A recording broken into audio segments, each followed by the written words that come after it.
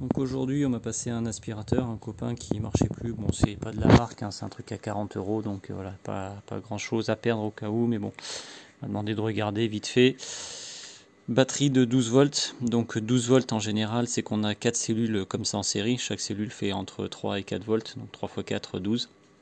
Donc c'est une batterie qui va aller de 12 volts à 16 volts à peu près, donc généralement on met la tension nominale, donc 12,8. Quand je l'ai regardé, il n'y avait plus que 9 volts au bout, là on a un plus un moins, on met un voltmètre.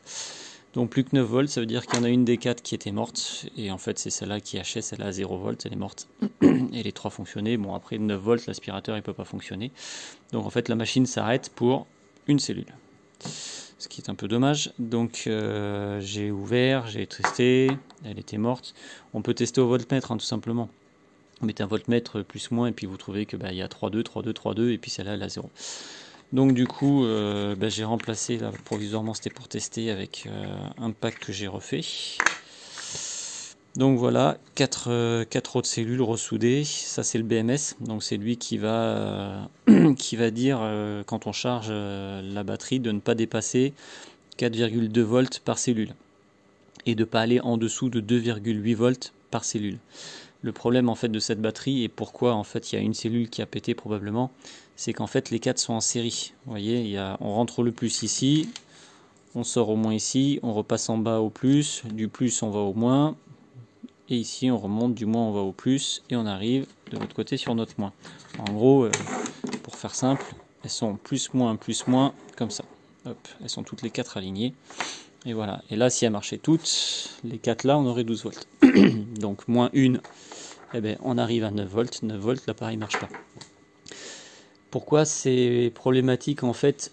Enfin, quel est le problème? La problématique du truc, c'est le BMS. Le BMS, c'est un BMS tout simple qui va juste vérifier tension max, tension min. Donc, tension maximale, tension minimum, et qui va au pire couper si jamais on arrive à ces tensions-là, pour protéger la batterie, mais il protège les 4 cellules ensemble, comme si elles faisaient une seule cellule.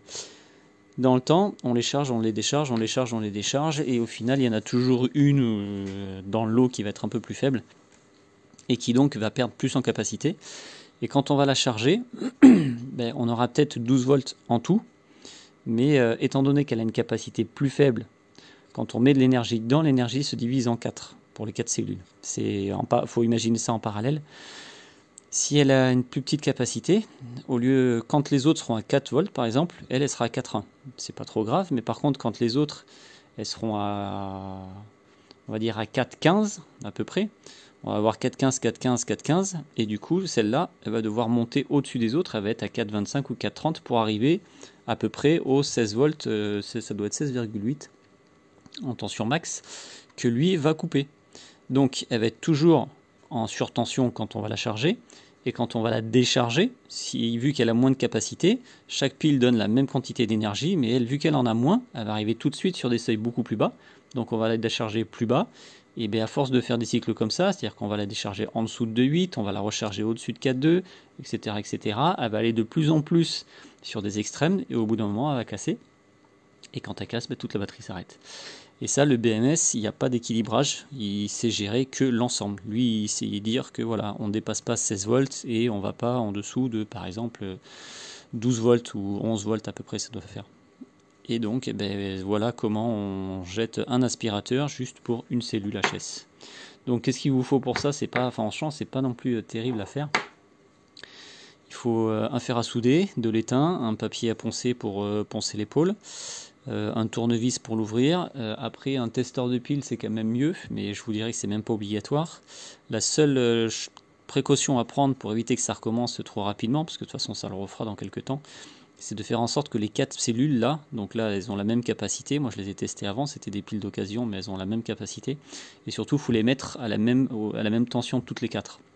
Il ne faut pas en mettre 3 à 4,2 volts et une à 3,8. Parce que sinon, vous repartez dans un schéma où elles ne sont pas équilibrées.